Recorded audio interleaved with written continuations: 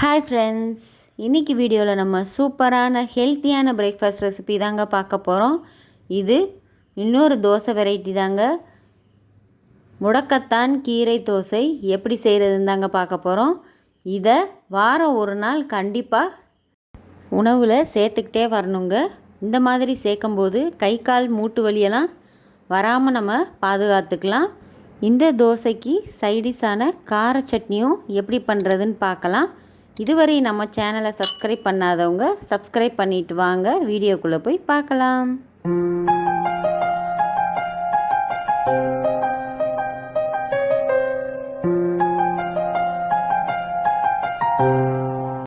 First இந்த recipe பண்ணுறதுக்கு 1.5 உலக்கு அளவுக்கு நான் ரேஷன் புழுங்கல் அரிசி எடுத்திருக்கேங்க.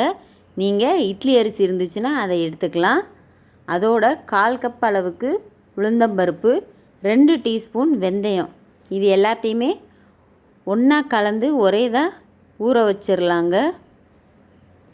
இதை எல்லாத்தையும் நல்லா ஒரு 2 to 3 டைம்ஸ் நல்லா வாஷ் பண்ணிக்கலாம். வாஷ் பண்ணிவிட்டு ஊற வச்சிடலாம். ஒரு 4 மணி நேரம் நல்லா ஊறட்டுங்க.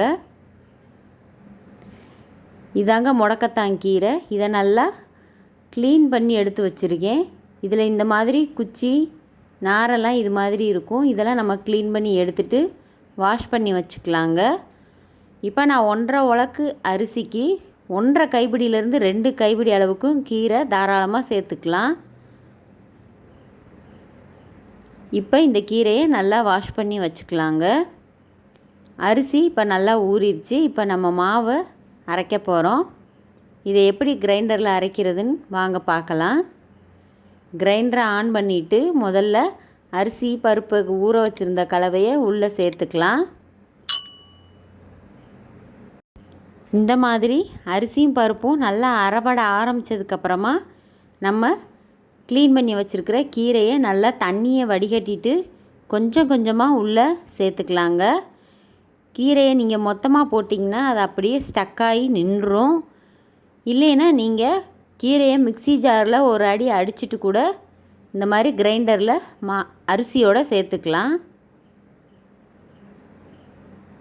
இப்போ பாருங்கள், கொஞ்சம் நல்லா அரைப்பட ஆரம்பித்தோன்னையும் மாவு நல்லா க்ரீன் கலராக மாற ஆரம்பிச்சுருங்க.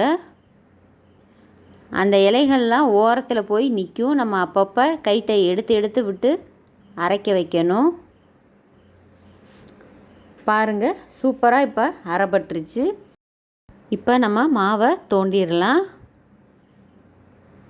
பாருங்கள், மாவை இப்போ உப்பு போட்டு கலந்து வச்சு ஒரு 6லேருந்து 8 மணி நேரம் புளிக்க விட்டுறலாங்க.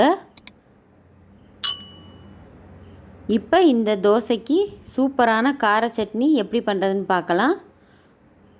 ஒரு கடாயில் 2 டேபிள் ஸ்பூன் அளவுக்கு நல்லெண்ணெய் விட்டுருக்கேன். அதோட ஒரு 5 பல்லு பூண்டு சேர்த்துருக்கலாம்.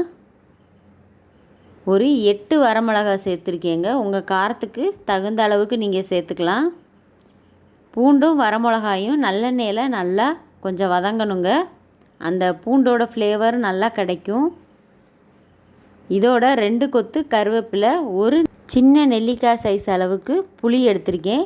இதையும் நம்ம லேசாக வதக்கிக்கலாம். நல்லா வாசனை வர்ற அளவு வறுபட்டுருச்சுன்னா நீங்கள் ஸ்டவ் ஆஃப் பண்ணிவிட்டு ஆற வச்சிடலாங்க. இப்போ ஆறின பொருட்களை மிக்ஸி ஜாரில் சேர்த்துக்கலாம். இந்த சட்னிக்கு தேவையான அளவு கல்லுப்பு சேர்த்துருக்கேங்க. இப்போ தண்ணி ஊற்றாமல் மிக்சியில் முதல்ல கொரகொரப்பாக அரைச்சிட்டு வந்துடலாம்.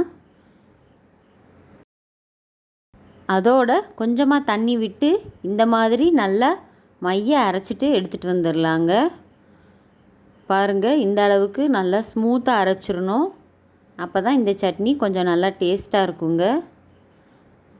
இப்போ தோசை ஊற்ற ஆரம்பிச்சிடலாம். மாவு நல்லா புளிச்சு வந்துருச்சு. பாருங்கள், மாவு நல்லா சூப்பராக பொங்கி வந்திருக்கு. இப்போ உங்களுக்கு தேவையான அளவு தண்ணி விட்டு தோசை மாவை ரெடி பண்ணி வச்சுக்கலாங்க. நீங்கள் நார்மல் தோசை ஊற்றுற மாதிரியே ஊற்றலாம். சூப்பராக தோசை வரும்.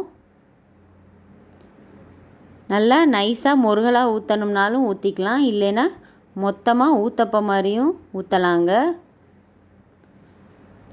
இந்த முடக்கத்தான் தோசை உங்களுக்கு பிடிச்சிருந்துச்சுன்னா நம்ம சேனலை கண்டிப்பாக லைக் பண்ணுங்கள்.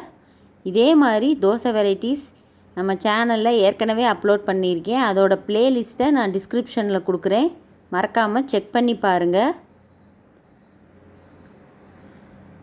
பாருங்கள், தோசை சூப்பராக எடுக்க வந்திருக்கு. இதே மாதிரி எல்லா தோசையும் நம்ம அழகாக ஊற்றிக்கலாங்க. நல்லெண்ணெய் விட்டு ஊற்றும்போது இந்த தோசைக்கு இன்னும் கொஞ்சம் கூடுதல் ஃப்ளேவர் கிடைக்கும். குழந்தைங்களும் நல்லா விரும்பி சாப்பிடுவாங்க.